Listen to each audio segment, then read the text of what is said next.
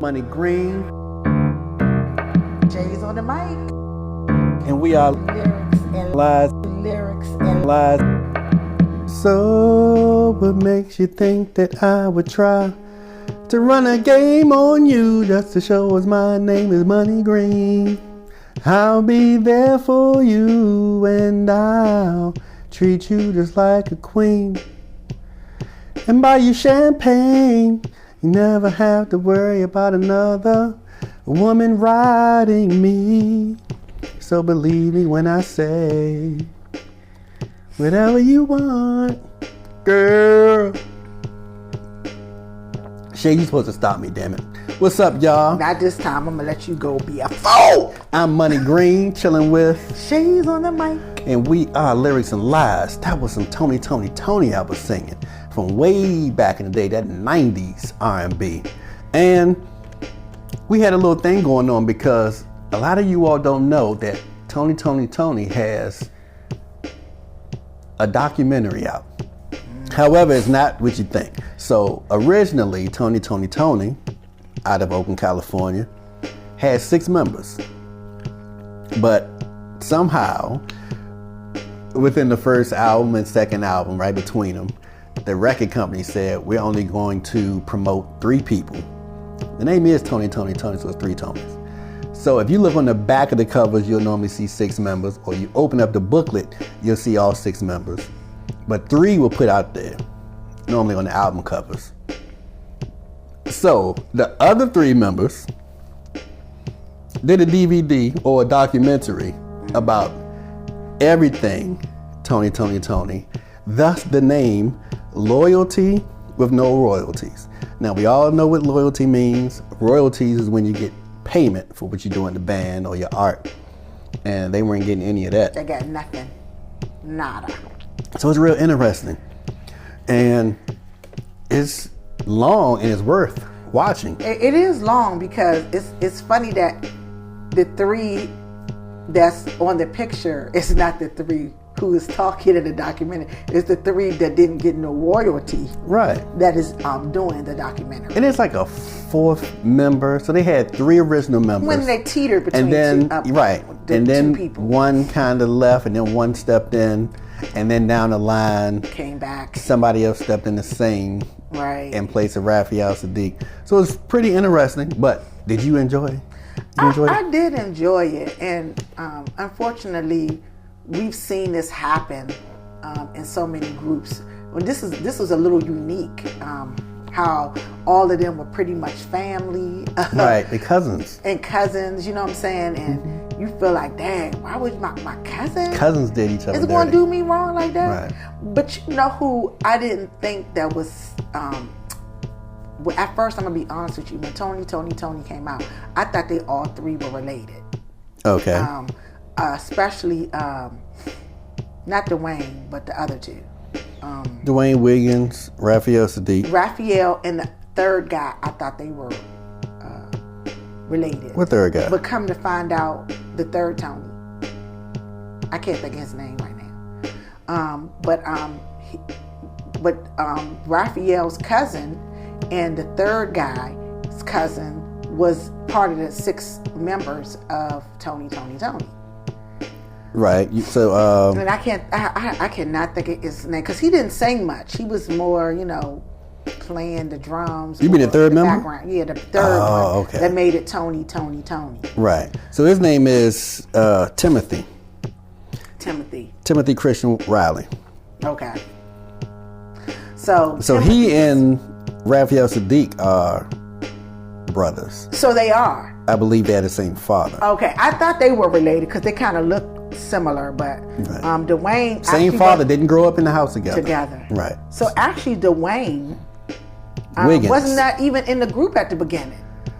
He came later. Remember, he wasn't there at the beginning. He was there for the beginning of Tony Toni Tone, but he wasn't there for the beginning of the formation. When they first formated the group. Whatever other name they had. Right. Before they became Tony Toni Tone. And that's often happens, and that's no big deal. So he was there from the beginning of 3T or Tony Toni Tone. So he's sort of like, if you want to be technical, he's like, what's homeboy's name from New Edition? Ronnie. Yes, he's sort of like Ronnie. When New Edition was forming, Ronnie wasn't there initially, way before Johnny joined, and before they became New Edition. But it's interesting that they were getting paid, but the other three members didn't think about getting paid. So somewhere along the line, that first album, Raphael and Dwayne figured out how the payments were going to work. And Timothy, they figured out how the payments were going to work according to the documentary and how they were going to break down the payments. So it's almost as if the three of us are going to split things three ways. So we get $1 million. All right, so you take, we're going to take $950,000 between the three of us. And then we're going to give the other members $10,000 or $12,000 each. And you're like, dang, so they getting $300,000 or whatever, and them other dudes are just getting $10,000, but the other guys didn't know how much money was coming in. Right, they never knew. And I'm just throwing that $1 million figure out there because they were getting paid millions. So just to make it simple, I'd have said 1 million. But they getting paid millions, and they were cutting these guys $20,000 checks or $50,000 check, and that's what they had to live off. And it's interesting, in the beginning when they said they first got that check cut, and Raphael Sadiq went and got a big house and got a car, and Dwayne Wiggins got a car and a house, and I forgot what they said Timothy got. Mm-hmm. But one of the guys' father said, wait a minute, I ain't gonna let them outshine you. So let me go finance you a BMW so you can at least look like you're getting paid, like they're getting paid. But they didn't know the difference in how much they were getting paid. So they thought, I guess, by some reason that they were just able to come up on this stuff in the group and we need to keep you. Nah, they were getting paid millions, and you weren't getting paid but a few thousand. So that's why they were able to afford that stuff. So just to keep up with the Joneses, they went ahead and bought him a BMW, but that further set him back. Because them boys, they end up getting depressed, because you got to think, after that initial thing, payments or whatever, and then they may get a new house and they get new cars. Now what you gonna do? Your parents done financed this BMW for you or bought a BMW for you. Now what's your next step? Once they re-up and they go from having a Camry to a Mercedes. They go from Mercedes to a Lamborghini. Yeah, because your parents can't keep paying that kind of money. They did it for that one time, hoping that, okay, now your group or your the record company should be paying y'all some money after these next albums come out. You know, I think the parents probably thought that, like, hey, well, we're going to help this time, but after this, that should be set. They 19, 20, trying to make them feel good. But another thing that stands out is, because people may say, oh, they're just bitter or they're just contracted, whatever. No, these dudes actually had a major role in forming the group and playing the music. So they would put things on the album and wouldn't get credit for them. And they would help write songs and wouldn't get credit for the songs. And another thing that stood out is, since they had such a major contribution, like one of them was the stylist of the group. Yeah. And he had them dancing a certain way and dressing a certain way. So he was like Michael Bivins. However, he could also play an instrument. So that's what I'm getting at. These guys played most of the instruments. Now, Dwayne Wiggins and Raphael, they could play guitar and I think bass. And Timothy did play the drums. Play the drums. But you had all these other instruments with your keyboards, bass, everything else the other members were playing. But they weren't like DeBarge. See, DeBarge, they had all them brothers who couldn't sing or who didn't need to be in the group. So you had El DeBarge, that's all you needed. But you had 2 or 3 other brothers in the group. They didn't need to be there. But they were a family, so they needed to be there. But they really had nothing to do with the group. Harmony. They ain't with no damn harmony, but they hugged. And all this love. I could have been in the bars. They're the backup singers. They were, but I could have been in the bars. The bars didn't dance. They did a little bit on the Rhythm of the Night. In the video, they had dancers in the group. Yeah, but they were also did some choreography with them. They were looking side to side. It doesn't matter. It was dancing. Part of choreography. They were in the car saying, to the beat and the rhythm up. It's all good. That's all Nick. That's all good. Anyway, back then that was something. Okay. But these guys, putting them down. These guys with 3T, with Tony Toni Tone, they were actually playing the music. They were the musicians behind the sound. And they ended up pretty much one by one getting fired or not. Put it this way, they weren't getting paid. They wasn't getting paid their just dues. And I didn't know Dwayne was such, to me, from what they were saying, Dwayne looked like he didn't want to really share nothing. He was the mean one of the bunch. Between Raphael and Timothy, because I think Raphael and Timothy felt a little bad because that is their family that they were slighting. Now I don't think they felt that way at the beginning, but towards later on, the way the cousin was talking, it seemed like they felt a little some kind of way. Except Timothy didn't answer one of his cousin's calls.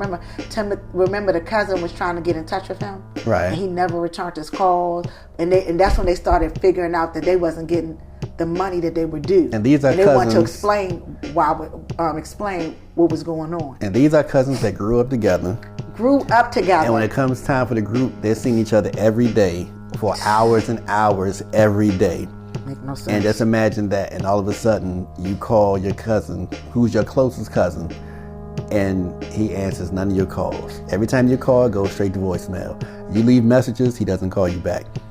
And next thing you know, you're in debt, you need money, and you find yourself out of the group. They're touring without you because it's cheaper to hire people to play when you go around the country. So initially they were touring and doing videos together and going on talk shows together. But you would still have to pay them what they're worth. And if you don't want to pay somebody what they're worth, you just hire entertainers in every city you go to. And that's what we see a lot of groups do. A lot of singers now, they just hire people in every city. And they can pay them probably a tenth of what they pay, or they would have paid their band member. Mm-hmm. And it's rough. Some of them got strung out on drugs. Some got depressed. One was walking, I think on Hollywood Boulevard or something, and he bumped into a producer, and the producer said, "What you doing out here?" I think he said, "What you doing walking, number one? All the money that Tony, but all the money y'all making, you out here walking around." And that's when he was educated on what he should be making. Yeah, what was the word? Scoring? No, we're going to get to that later because that's a different one. Okay, all right. But this one is the one early on from the first two albums. And they were saying, well, you probably should be making this. And that person gave him an opportunity to produce some other people. But he gave it a name. We're going to get to that. So you're talking about the guy who played the guitar and who put together Anniversary. He was putting together all these guitar riffs that we know and love. That it's our and a ding ding ding ding ding, whatever, all that kind of stuff. And let's get down. He was doing all that music, and somebody came to him and said, "How much are you, or how many points do you have, or where did you get that music from, or whatever?" And he said, "I created it." He said, "You created it's Anniversary?" I think it's Anniversary. "You created the music for Anniversary? You created the guitar?" He said, "Yes." He said, "Let me hear you play it." And he said he played it right there on the spot. And he said, "You created it?" "Yes." "Nobody helped you with this?" He said, "No, I just thought of it and played it, and they recorded it, and we put it on the album." He said, "You know that's your intellectual property." He said, "But what does that mean?" He was like, "Oh my goodness." Mm-hmm. And pulled him to the side and said, "This means that you own this. You supposed to get credited for it on the album. Do you have credit for it on the album?" They read the album credits, no credit for it. He said, "So you created all this stuff, and somebody else is getting credit for creating it, which means they're getting paid for creating it. You're getting paid zero for creating it. All you're doing is getting paid performance money. So you're just a contractor. So even though you're making all this music, you're not down as one of the producers. Correct. Because you produced this song, you just don't realize you produced this song. Produced and created this song. So now he has an issue because he's not getting paid. Mm-hmm. Getting paid for none of it. But the songs are going platinum. Yeah. So it's interesting because when they eventually broke away, or they drifted away from Dwayne Wiggins, Raphael Sadiq, and Timothy Riley, who are known as Tony Toni Tone, these guys sound better than Tony Tony's band, because Tony Toni just grabbing people. But these guys don't have the singers. They don't have Raphael Sadiq, who's really the only singer. Wiggins got a Whatever You Want in there, which is a great song. I can't remember if he really sung any more songs. He did sing that were song. hits. Yeah, but it was a combination of both of them singing a song, and I can't think of the name of it right now, because they showed their songs. It was another song that I think Raphael started, and then Dwayne did the second chorus of the song. But I cannot think of the name of the song right now. Yeah. So, and another thing that's interesting is how you were saying a second ago that Dwayne Wiggins seemed to be an asshole or a tyrant or whatever. Well, you said those words. Okay, well, maybe it was me that started. But he was really on the business. So they have a rule in business, which I learned in 2006. He who has the gold makes the rules. And it seems as if, according to the members, the band members, that when all six of them came together, the company grabbed Raphael and Wiggins, and I guess Timothy, into a room separate from them, separate meeting. They knew nothing about it, and gave them the gold, or gave them the ability to make the rules. And that's when they decided who would get paid and who wouldn't get paid and how much they would get paid. So the three of them would split things evenly, and everybody else would get crumbs. And it got to the point where Raphael wasn't talking to his own cousins. He was hiding and ducking and everything, living his life, having a great time. And then Dwayne Wiggins fired Raphael Sadiq. I didn't know that's how it happened. I thought Raphael Sadiq just went solo. Me too. I did too. I thought he just felt like, it's time for me to do my own thing. I think everybody thought that. But the truth is, Raphael Sadiq was doing those solo albums because Dwayne Wiggins fired him. Wiggins was taking more money. I believe that's what it was. But the documentary is really good. It's not like Unsung. This is like a Unsung on crack. Or it might be like, what was it called back in the day when they did the bands? Not Making a Band, but it was called something. Another show that came out on MTV Behind the Music. Behind the Music. Yes. So this was like a Behind the Music documentary. Yes, Behind the Music. Because it went deep into, it went deep and went to each person and what they're doing now, and how they, because they knew a little bit of how to produce and play instruments, they started producing other people and other groups. So they all did a little something because they all had a music background. So they all, after they started learning stuff, because there was a gentleman who told them that Tony Toni was making $1 million, and they said they never heard that. When did we 10 didn't million. hear that? 10 million. 10 million. He was like, well, we never heard that. And dude was like, I thought y'all knew. The manager. I thought y'all knew. The manager. He was like, we ain't know nothing about no 10 million. So the manager's saying that he didn't know that the band members didn't know that the band was paid $10 million for an album or for the deal. And I believe Raphael, Tim, and Wiggins all got over $300,000, which left less than $80,000 for the other three members. I believe that's what it was. So all three of them just got paid whatever, and they saw those big checks and they were happy, but they didn't know about the huge checks. Yeah, that came. That the other members were making. So they're saying, "Damn, we get $50,000. Oh man, we rich. We paid. I'm gonna go get a car. I'm gonna go get this."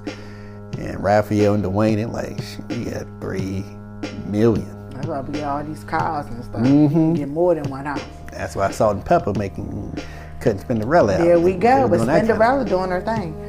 But if y'all get a chance, check it out on YouTube to get the breakdown of Tony Toni Tone. And it's called Loyalty, No Royalty. And it was so good when that first came out that they took it off because somebody from Netflix or one of these streaming services said we're going to buy it, or somebody wanted to shop it to them. And evidently they weren't offered enough money or whatever. Or maybe somebody called in and said, look, don't y'all let that go on your streaming service. maybe one of the industry heads or whatever. We know Clive Davis or somebody said, "Nah, don't put that up there." I don't. Who knows? Right. So it ended up. It wasn't on YouTube for a long time, maybe 6 months. Then it came back to YouTube, and that's when I told you to jump on it because it disappeared all of a sudden. Yeah. For a while. So I got a chance to look at it. But Loyalty, No Royalty. Y'all watch that. Y'all will enjoy it. Guess it gives you all the info on 3T, and it explains a lot. Psychologically about why people would go back to a group that wasn't paying them because money's tight, or you hoping people gonna do you good. I think they were so shocked that this was family doing this, and they just, or you're a glutton for punishment. I don't know. Yeah. But Interesting stuff. They're talking about everything from money interesting. to food fights with Guy and Teddy Riley to touring to all types of stuff. Yeah, So they went deep in it. and also please subscribe to the channel, Lyrics and Lies.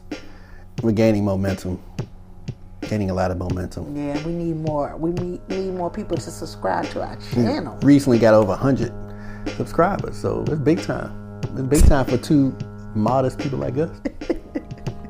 You know, we ain't got millions of dollars to market and promote, and we're not stripping or nothing yet. But I'm thinking of a stripper now. I'm about to go start stripping. OMG, y'all. But yeah, please subscribe to the channel. I'm Money Green, I'm Shayz on the mic. and we are Lyrics and Lies, and we'll talk to y'all later. We out.